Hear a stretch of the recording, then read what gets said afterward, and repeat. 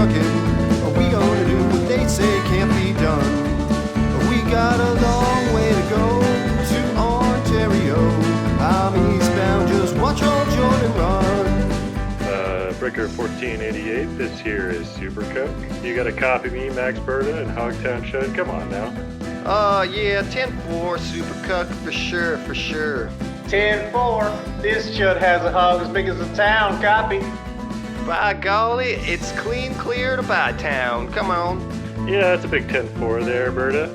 Mercy sakes alive, looks like we got us a convoy. Keep an eye out for the county mountie and see you soon. Prime Minister Smokey won't know what hit him. Oh, Trudeau's got the ears on, he's hot up on the trail, and he ain't gonna rest till you get jail. Boys are thirsty in Alberta, and there's beer in Nova Scotia, and we'll bring it back no matter what it takes. Eastbound and down, going it up and trucking. Are we gonna do what they say can't be done? We got a long way to go to Ontario. I'm eastbound, just watch old Jordyn run.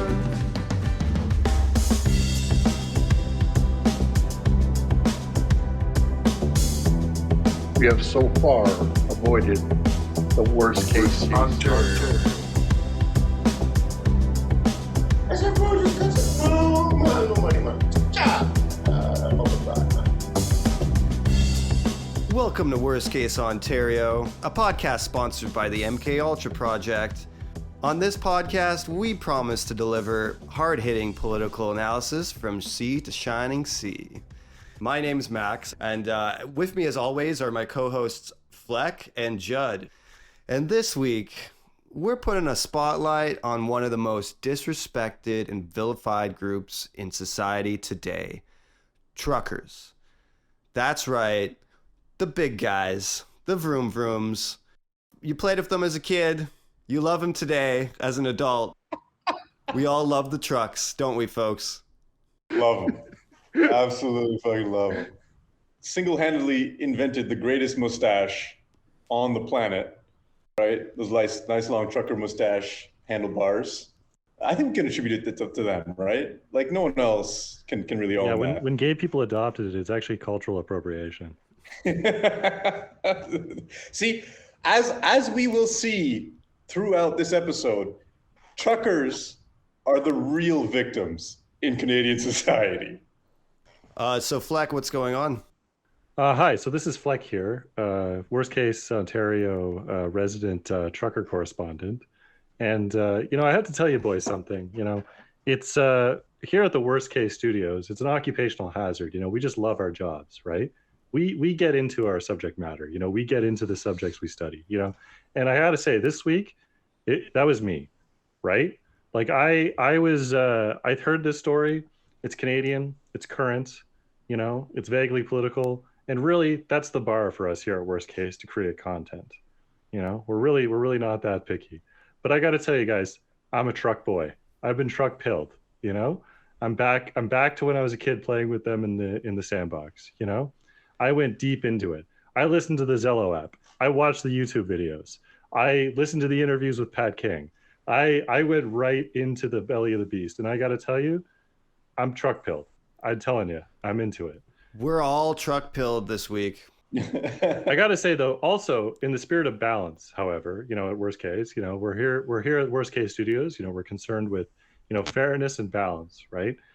I just would like to point out that there is an interesting follow-up to last week's episode. So on the one hand, I'm truck pilled. I'm for the truckers, but I would be remiss if I didn't point out, in a moment of extreme satire that was, I thought at the time, somewhat unfunny for how obvious it was, Judd pointed out that he in fact did not see the snow outside of his house when he left, right? Claiming that it was actually a conspiracy. I'm looking at a tweet here where some of the truckers have claimed that the ice on the highway is in fact a conspiracy by Justin Trudeau to prevent them from reaching Ottawa. Man, how could he do this? So while I thought that may have been a little too much, it turns out it was just right. So way to go, Chuck. You see, I've been truck pilled since last week, but I've been supporting my brothers on the road. Hell yes, man. How could Trudeau do this? Like to cause an ice storm and to like turn the the highway in Manitoba into like a sheet of ice. Man, like he's using some like, wizardry powers on this. He's got the full backing of Hogwarts. Well, gentlemen, as I've discovered, in my research, Justin Trudeau is sort of the quantum prime minister, right? He's simultaneously the tip of the spear of the globalist, communist, fascist project, right? And simultaneously a chicken shit who is in fact faking getting COVID to hide away when the truckers come to town. So these are both simultaneously true somehow. And I could only guess that it's due to the quantum nature of him. It's due to he is not actually of this world. Just to address this question of ice for a quick second, right? The question for me is, what kind of scab traitor motherfucker, all right, drives the water truck to go ice the highway? Oh damn, bro! Holy right? shit! Holy shit! There is an insurrectionist cell implanted by Holy Trudeau shit, bro! We gotta find this guy. The convoy itself, I assure you. Mother of God! All right, there's no way. There's no way. Bro, how do they know what highways they're gonna take? Bro, huh? dude, the smarter, but I got to admit, the smarter ones are like when I was on Zello this morning, some of the smarter ones were like saying, oh no, actually, they're just saying the road is closed. Like if you go, you might be fine or whatever. And thankfully, one of the old hands got on the ham radio there and was like, no, actually it's between Sault Ste. Marie and, wherever the town was, highway, whatever the fuck gets like pretty bad this time of year. That was actually a scab. That's actually the psyop for the Trudeau government. He was an op. Why would there all of a sudden, mid to late January in Canada, why would there be road closures? Right? When does that happen? These guys had, they had the logistical foresight that Napoleon and Hitler both had, right, in the Russia campaign. Like they picked the right time. They knew they struck at the opportune moment here. Yeah, but you see, the problem is the truckers, if you're listening, take heed. You guys are Hitler on the Russian campaign. You guys are making your way across the site, like the wilderness and the cold, to make it to Moscow. That's not a smart move. Buddy, they do that every day to put food on the table for the rest of us. They're heading eastbound, man. Just like the French and the Nazis, they're heading eastbound. Well, I got it. Okay, so perhaps what I can do is I can break down some of my findings here chronologically, and we can provide context to the like of our 4 listeners, the one who's not in Canada. For them, we can break it down. We got some Aussies and the guy from Belgium. We're really rolling. We're eating, boys. Okay, don't the Aussies I can perhaps understand, but Belgium. We hear you. We see you. Thank you for sponsoring us. So basically, it's been a long time coming that the United States and Canada, after many months of collaboration or negotiations, have decided on kind of a pair of like harmonized and sort of mutually strict, I guess, sets of restrictions for cross-border truckers, right? So much like anybody else, up to this point, when they had announced this, I'm not sure how many months ago. So if you're just a normal person crossing the border at this point, you need to provide a negative test, quarantine when you get into country, et cetera, et cetera. There's all these various travel rules.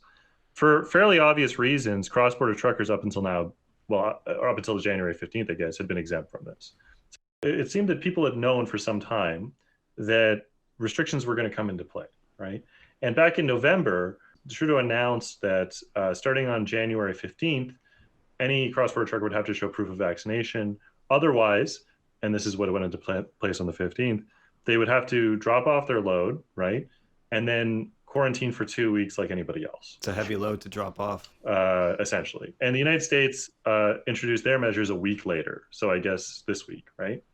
So industry groups on both sides of the border had been complaining that this was not going to be enough time, because if you made the announcement in November, come January 18th, that was 8 weeks, right? So like if everything goes according to plan, it takes 6 weeks to become fully vaccinated. And so this was going to be a huge problem. When they had done surveys, they'd found that anywhere from 10 to 20 to perhaps even as high as 25% of the cross-border truckers is unvaccinated. The industry groups would claim, well, if you remove 1/5 of your supply chain workforce, you're going to start to see shortages and whatnot within weeks, right? The government's response is that, well, essentially, the truckers have had more than enough time to get vaccinated and that they knew this was coming, and that, I guess in theory, they could get this done right under the wire if they really wanted to save their jobs, right?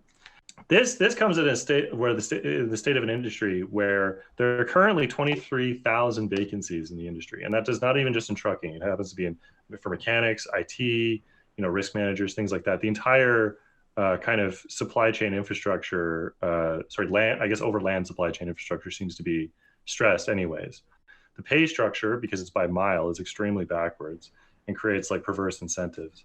And that the casualties and fatalities experienced on Canada's apparently third world road conditions are such that, many people are simply not entering or are leaving when they can get the chance, right?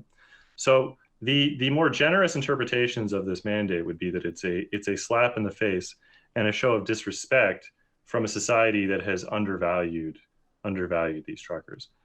At the same time, though, there's no avoiding the fact that most truckers, in fact, are vaccinated, right? And that there, in the organization of this protest, there are links that we can get into to kind of far right-wing activism within Canada. And of course, there are the obvious, conspiracy theories and crazy things and whatnot. So I guess that's the state of where things are for me. I'm not entirely sure if I should believe that this is an organic, genuine, resentment on the behalf of truckers, or if it's a hijacked and astroturfed kind of right-wing brouhaha. Well, either way, it's a freedom convoy. That's true. The kind of median trucker, median freedom convoy participant, has essentially no ideological content to anything they say, right? Like they essentially say, oh, it's about freedom, it's about our rights, it's about protecting our children. I'm going to go ahead and say it. I think that the people who are into this, they think truckers are the troops. Okay. Literally one person on Zello was like, you guys are going to be remembered in future remembrance days for standing up for our rights. Braver than the troops. For context, the upper bound on what appears to be the convoy now is 100 trucks, right? Or 200 or 1,000 or something. It's hard to tell exactly, but they claim that there's going to be something like 50,000. And I think Judd actually did the math on why that would be physically impossible. Yeah, I mean, if you lined up 10,000, as they stated, trucks end to end, and again, they stated 10,000 trucks. They may be including pickup trucks and stuff like that in the count, but I assume semis. Mm-hmm. If you lined up 10,000 semis end to end, you would span 220 kilometers. And that's basically halfway from Ottawa to Toronto. So technically, most of the convoy could never actually enter Ottawa as such.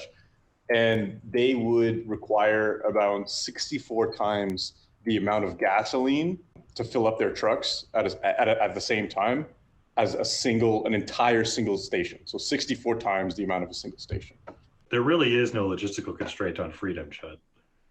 No, absolutely. Yeah. No, I just like to think of the real estate that all those trucks in Ottawa would take up. We're talking just all the streets from Wellington down to probably Hunt Club.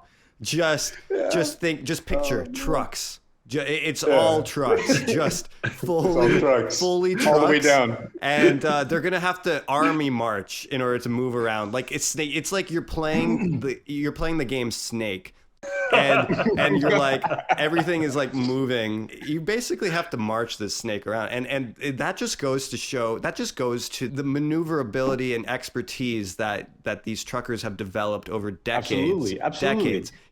Only the most experienced of them have joined this convoy because it is up to them to lead the way and demonstrate how one snakes a 200 kilometer-long line of trucks through downtown Ottawa and around the city.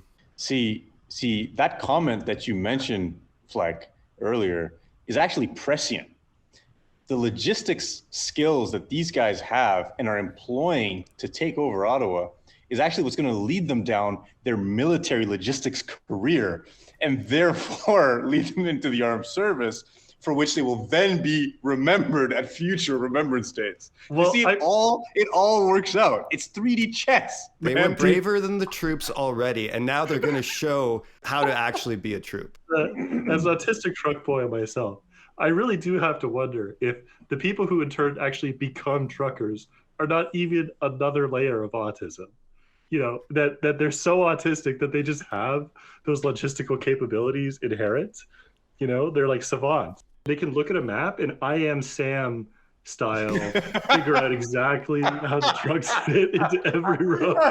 MapQuest used to be just like a message system between the common populace of Canada or whatever country and the truckers, like centralized system where a single trucker would answer any individual call and just map it out for you on the spot. Those among them who have photographic memories have built a mind palace out of MapQuest, okay? God. Their mind palace is MapQuest, like the original version. I'm talking like the original version. They you know when you would look at the high scores in cross-country Canada on the Windows 98 machines in elementary school? It was those guys, okay? That's who we're talking about here. The guys who made it to the top on that are you know, a part of this convoy, and only those people. Yeah. And you know, guys, where we're going, we don't need intelligence, because I think we've got some incredible comments that we need to we need a broadcast here. We need to demonstrate how you know, being in the top tier of playing with trucks as a child has evolved your brain. You know, you are on a different plane of thinking. So you know how like your 5 friends, you know, reflect like who you are as a person? I'd like to think that people's, like, these truckers GoFundMe comments and like patrons also reflect the trucker community as a whole. So I think we're gonna enjoy these comments. You know, it's really enough to bring a tear to your eye and make a trucker proud. All right, let's read through some of the finest of the comments. We've done our hard work at you know, trimming these down to the prime content. Here we go. Anon donated $10. Comment says, "I am 6. This is for my future." Can I just point something out? The number of children involved in this is like actually stunning, and I'm not even being a dick. Like, I'm not even, like, the amount of like actual children who would like call into the Zello and be like, "Thank you, truckers, for fighting for my freedom," or like people who would post in the Facebook groups like, "This is my son. He wanted to walk to the overpass to hold this flag, this Canadian flag, for the truckers as they went by," and stuff. Is like amazing. One mother said, "You'll be remembered on Remembrance Day in the future." Another one said, you know, "No one has been caring for my kids since this started. So, you know, thank you, truckers, for standing up for us." I'm seriously beginning to like realize like why QAnon is like a thing with these people, because it's like I'm pretty sure the elites like are also like child like fucking like pedophiles and like, you know, demons and shit, right? But like if I thought about kids like as much as these people do, you know, and like also thought that like I also would get QAnon brained, you know, like I also would go down that path.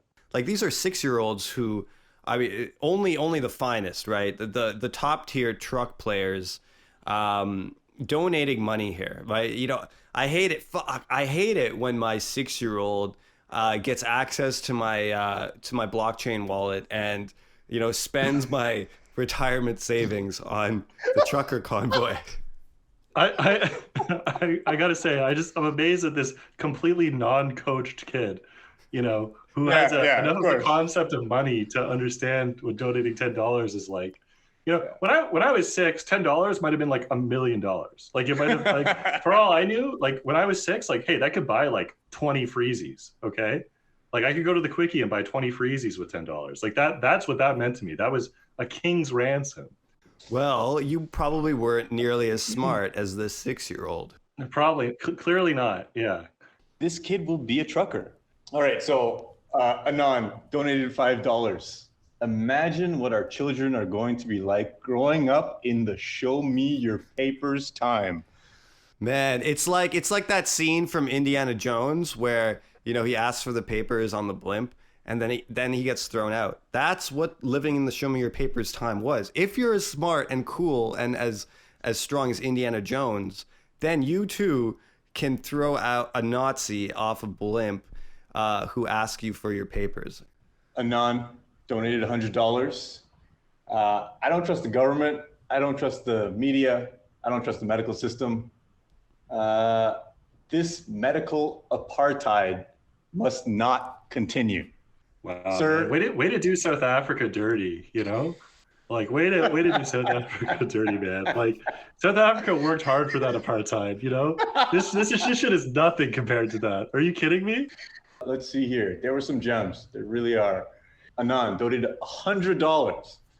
I cried as I saw the trucks drive down the highway. It was a scene of Canadian. It's amazing to just see the support pouring in through the community here. Anon donated $100. Someone has to stand up to these authoritarians. Since I'm not, I'll financially support those that do. That's perfect. I have so many questions. It's not every day that you can stand up to authoritarians, man. You have to, like, you're putting yourself out there. You're going out on a limb. Yes. You see, I claim capitalism has created a situation in which commodity is everything. So you can financially support without supporting. Is different. This donation is pure ideology. Much love to the brave truckers from North Carolina. Judd, I tuned into that live stream you linked, and the guy, the Freedom Rally warrior was like, we got California in the chat. We've got Oregon. We've got Wyoming. We've got Illinois. We've got Mississippi. We got France. We got Spain. It's the Animaniacs song where they name all the countries of the world. You know, legalize freedom. Legalize it. No, legalize it, man. Yeah, legalize it. Hey, Trudeau. It's been simple this whole time. You know, gentlemen, it's simple. We kill the unfreedom. You know, people have thought that the Liberals were coming into the 2015 election and their mandate to legalize cannabis, but what they really should have done was legalize freedom. Did they think about running on that? Oh man! Speaking of people who probably might not be, on the same page here, Anon donated $20. This is the Great Awakening, and we're not going to take it anymore. Oh wow!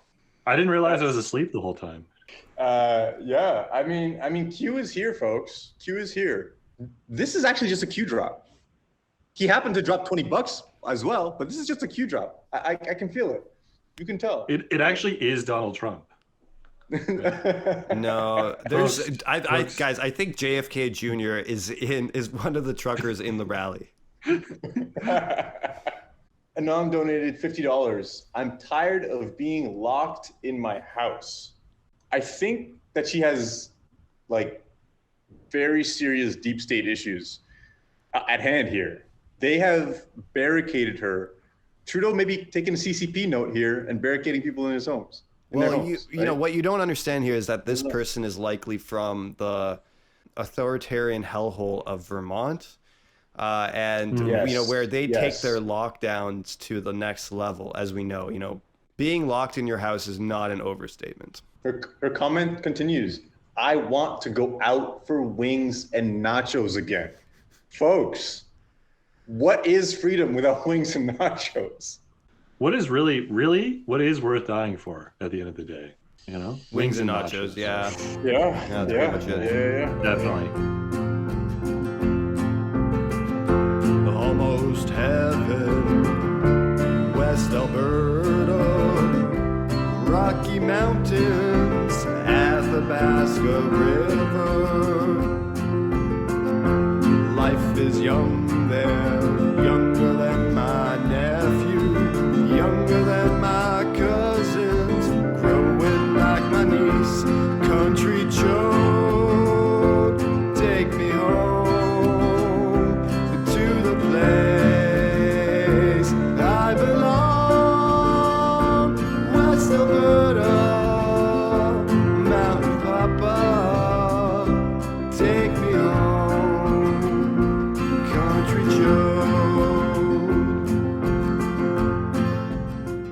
So the number 3 donation is Jordyn Singh Dahalui. So Jagmeet Singh's brother-in-law. That's awesome.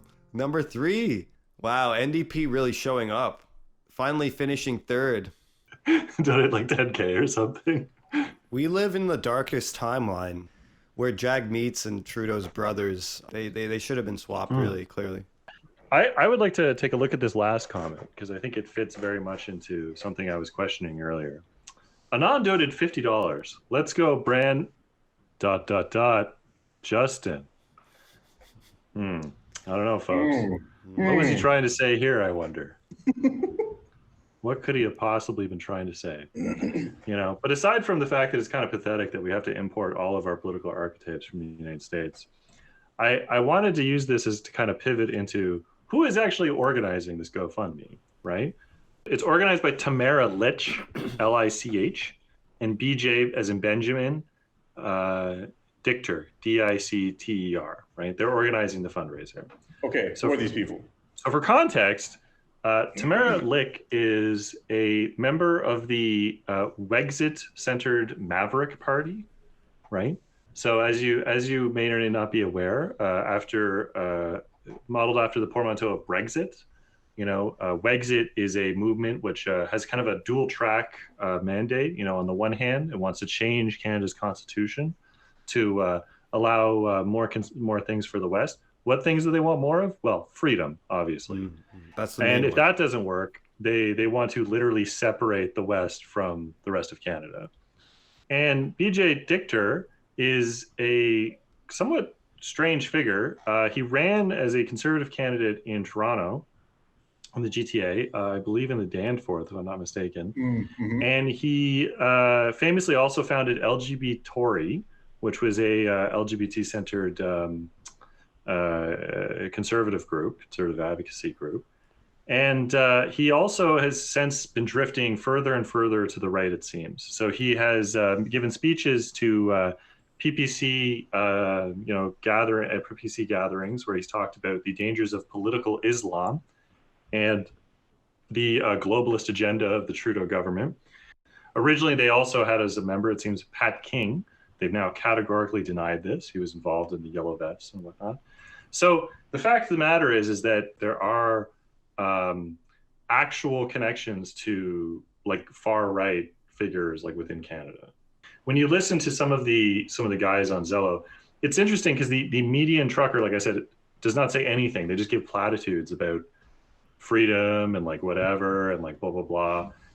So the only thing that actually seems to have any political or like ideological content are the people organizing it, and they in turn are insane, right? So this is kind of like the tension I was kind of getting at earlier. I was trying to allude at earlier, which is sort of like, is this real? Is this like hijacked? The only thing that matters is that they're on the road, man. At the end of the day, it's the way of the road. Yeah, the road rules, man. If you're on it, you rule. I would also like to put it, some of these people do genuinely seem like nice. Like I was listening to like one woman called in and like was like having essentially like a nervous breakdown, being like, I'm so scared, they're watching me, blah blah blah, with the lockdowns, and like they're coming after me and things like that. And some of these like people on the road through Zello are like talking this woman back from the edge, basically saying like, yo, deep breaths, blah blah blah, like call an ambulance, like this and that, like. And they're like, look, this movement is about love, it's about supporting each other as Canadians and stuff, So it's like, I don't know. I actually kind of struggle with this a little bit. That's the power of community. It's almost like these truckers are human, and that the people involved are also human. No, how bizarre! Obviously, but you don't. I think what I'm afraid of is just coming out and being like, "Are you stupid? Like what? Like what's wrong with you? Like how do you not realize you're being taken advantage of? Because if you're not a shitty person, but you're affiliating or taking money or allowing yourself to be led by shitty people, right? How does that kind of play out? I'm not entirely sure. No, because it's not about that for them, right? They're not being manipulated. They're trying to bring truth to the people. And that truth is vaccine mandates, right? And the tyranny of the Trudeau Islamist globalist, cabal are oppressing each and every one of us. Dude. Damn, bro. Oh, really? vaccines. You can't go outside. Racism. Trudeau wore blackface. Let's not forget. True, man. I can't go outside my home these days without like somebody trying to convert me to Islam. It's becoming a problem. Yeah, one of the people in Zello told me, it's a problem because it's like, well, Trudeau is really badass like this, he still is a chicken shit apparently, because the debate, one of the big debates, one of the inter-trucker, what would we call this ideology? Truckerism with Wahhabist characteristics. Truckerism with Wahhabist characteristics. Yeah, one of the inter-subject debates of truckers with Wahhabist characteristics appears to be whether or not Trudeau is in fact a chicken shit or an asshole or evil. So, for example, one woman was calling in concerned about how, as you know, they run war games in quotes about this kind of thing, about how this is going to be a Trudeau trap because they're going to set them up as if it's like a January 6th type situation and then take them all out. She was saying this at the same time as she was driving through the GTA, talking about how they're just so brainwashed there in the GTA, and that this is really, you're in enemy territory and you really have to see this to get a good sense of this. While at the same time, Trudeau's also hiding, pretending to have COVID. So this seems to be one of the big debates at play there. I was shocked to learn, I knew that Toronto was viewed with antipathy by most of the country, but I was shocked to see how much they actually liked Toronto. I mean, calling me a brainwashed, tool, useful idiot of the globalist, Islamist project, actually is a lot better than what I thought they would call me as a Torontonian as a baseline. Like I was just happy not to hear I drink blood or anything like that. This was from your conversations on the ground. On Zello with truckers. Yeah. Wow, fascinating. Yeah. This was one of the big debates. Most of them are laudatory in nature. It's hi, calling in from Tottenham, Ontario. Way to go, guys! Yeehaw, that kind of thing, right? Or stick it to Trudeau and enough with this and that kind of thing. That seems to be most of the content. Taking our country back is another big one. So I didn't realize it was like a pair of keys that you could, lose. Somebody even actually said we should talk to John, that they should bring Don Cherry in on this. That seems to be. So we're kind of hitting the Canadian cultural grievance bingo card here. Someone was literally like, hey, is anybody know what Don Cherry does? If Don Cherry is not strapped in on top of the leading truck in the convoy with like a loudspeaker, then I would be disappointed. All right, folks, you see here, we've got a convoy. We're headed down to Ottawa, okay? No passing across the blue line. We're going to run a tight shift here, boys. He's gonna have, so it's gonna be like in Ottawa, and for some reason, like, what's his name? Is it Don or Ron McLean, the guy next to him in Hockey Night in Canada? It's Ron, yeah. He's gonna like have him next to him. He's gonna be like drawing shit like on the like play-by-play thing. He's gonna be like, see, this truck's got to park here, and then this one's gonna burst through the 16-foot wall in front of Parliament. And hey, pay attention, kids at home. This is how you do a protest. Okay, this is how you do a protest. A hostile takeover of government. And when Don Cherry gets too deep into the Wahhabism, you got McLean to just like reel him back. Reel him back. Yeah, be like, okay, Don. So it's kind of fascinating. I think a lot of these guys too. I was looking at one guy's YouTube video, and it appears that it's hard to also tell how much of this isn't just connected to other grievances, like from the pandemic. So one YouTube channel of the trucker I was looking at was he appeared to be a Lebanese Christian man who lived in Quebec. So it seems like the main animating part of what upset him was the fact that church was canceled. Was the idea, and in his words, church is essential, mass is essential, alongside with nurses or food. So I found that one kind of fascinating, and it seems to intersect with a lot of like kind of Christian grievances about the vaccine stuff in general. So it's kind of hard to figure out exactly what's going on here. It's sort of I'm going to go ahead, guys, and I'm going to say the church is probably not as essential as hospitals or food. But you see, that's where you would be wrong. The church. I mean, we might all have COVID, but like if we don't have community, then where are we as a civilization? We're alive. We're alive, Max. Like, But are we that's really, what we are. though? Are we really? You don't understand. No, You no. don't I mean, we're understand. literally not dead. You see, all we've done is select one pandemic for another, right? We've selected COVID, and without the church, right, we won't be holding down and holding back the other pandemic. What happens to all the conversion therapy we were doing? What happens to all the molestation? Did you think about the pandemic of immorality? Yeah, I just want to cap off. I just want to cap off the segment here with a reading series here from our good friend Rex Murphy. Most protests are way past tired. Some core folks, some lame chants, ugly signs, and what they are pleased to call tactics. Same there, same here. Block an intersection, close to downtown media outlets, have 2 or 3 glue themselves to something, go dead when the police drag you away. This was boring even in the 60s. Seems like Rex, he's been around. He's seen a thing or two, you know? Most people long ago stopped giving them any attention and register a protest only when they are forced to encounter one as a total annoyance engineered by full-time grievance mongers and attention-starved activists hoping to make a go of it on TikTok. I wasn't aware Rex Murphy, a 60-something-year-old man from Nova Scotia, was on TikTok, but here we are.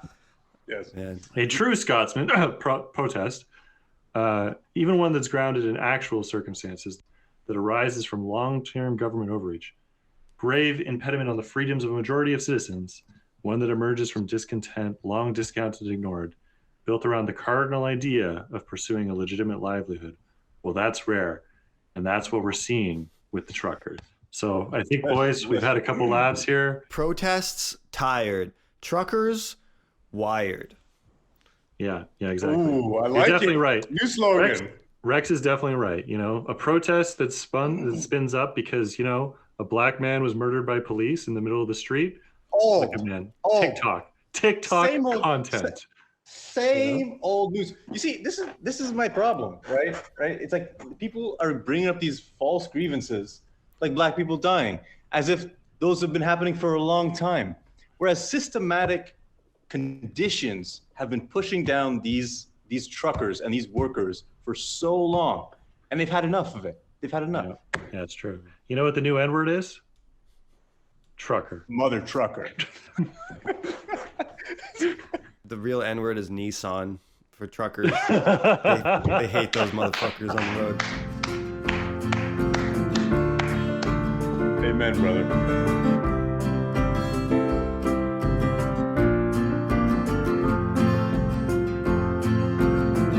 I'm in studio right now as we speak. Fellas. Sorry, Jordan. Jordan, I mean, it's amazing. It's great to have you on. Like, Can you hear me? Can you hear me? You're coming in loud and clear, sir. I was really busy, you know, going to save my father from the underworld. I just came back from the underworld, saving my father from the dragon of chaos. It's noble of you. Keep on slaying those dragons, sir. Damn right, bucko. What was it? Was it your 12 steps to authorship or your self-authoring program that helped you slay the dragons of the underworld? That helped me slay crippling debt. Max, I have a question for you. Yes, Mr. Petersen. You're not going to edit me out of context by any chance, are you? Oh no, absolutely not, sir. We have a strict policy here about editorial ethics and journalistic integrity. Good. You know, Rogan never edits me. He doesn't do any cuts. Joe Rogan? There's no cuts in his pod. You never heard of him? Well, it's great to have the Dark Professor himself, Jordyn Petersen, on the pod. Your article in the National Post here entitled "Open the Damn Country Up Before Canadians Wreck Something We Can't Fix." Now, some people might think that this is just part of my evolution from interesting professor, albeit iconoclastic and controversial one, to conservative media guy who goes on Rogan often. But no, these are my actual opinions. In no way was I actually influenced by the conservative media climate and the incentives therein, much like my new climate change denying philosophy. So Jordyn, I see you begin your article by complaining about being put on hold for 45 minutes after calling your bank. I mean, that's a riveting anecdote. That just instantly captivated me. But 45 minutes, not so bad today. That's kind of standard now, right? Well, like so many Canadians, I've been unable to see that many of the people I love who are tolerant enough to return to sentiment for nearly 2 years. All 4 of them. Lockdowns, restrictions, limits on personal and social gathering. Precautions. Damn them all. Can you think of anything more unlikely than the fact that we get instant, trouble-free access to our money online? Using systems that are virtually graft and corruption-free? It's a bloody miracle. This podcast brought to you by the Cash App. Yeah, no, we wouldn't know anything about graft or other forms of unscrupulous business practices here. No, we don't do anything like that on this pod. That's a good point, Max. Just imagine how much work, trust, and efficiency was and is necessary to make that a reality. Can you think of anything more bloody unlikely than fast, reliable, and inexpensive jet air travel nationally and internationally in absolute safety? It's madness. Yeah, good point, Jordyn. It's a good thing that we have systems in place that can ensure a reasonable, level of safety when it comes to accessing services like air travel, hotels, restaurants. It's a good thing that has nothing to do with the stuff you're criticizing in this article. Well, the problem is these systems are now shaking. We're compromising them seriously. With this unending and unpredictable stream of restrictions and lockdowns and curfews, we're undermining the entire monetary system with provisions of unending largesse from government coffers to ease the stress of COVID. We're playing with fire. We've demolished 2 Christmas seasons in a row. Life is too short. When will the war on Christmas end? When will the war on Christmas end? I don't know, sir. I hope soon. We got to take Christmas back. I was recently in Nashville, Tennessee. No lockdowns, no masks, no COVID regulations to speak of. People are just going about their lives. Why can that be the case in Tennessee and other states like Florida when there are curfews in Quebec? Curfews! 2 years after the pandemic has started. Man, what a beautiful scene that must have been in Tennessee. I'm sure they must be doing great over there, sir. There's absolutely, I'm sure there's no trade-off to see here. Oh yeah, sure. There's no trade-off. Oh, you're a real smart aleck, aren't you, huh? The cure has become worse than the disease, young man. I've spoken with senior advisors to provincial governments in Canada. There is no end game in sight. The idea that Canadian policy is or should be governed by science, like trans science or whatever, is not true. It's also not possible.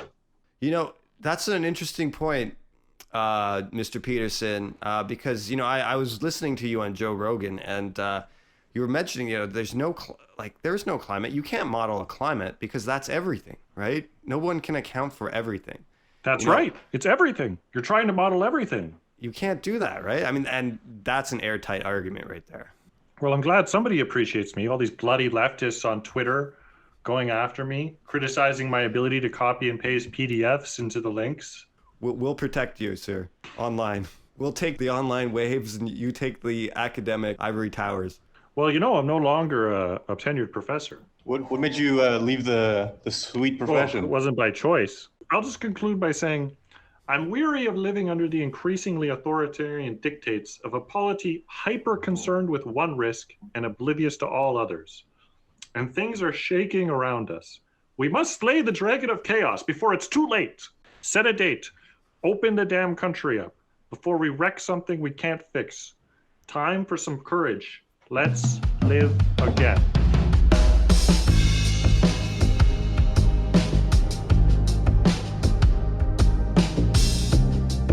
We have so far avoided the worst case scenario.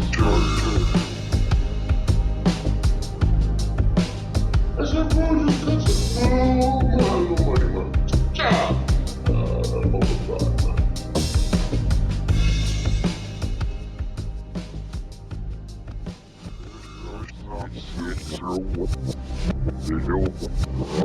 Você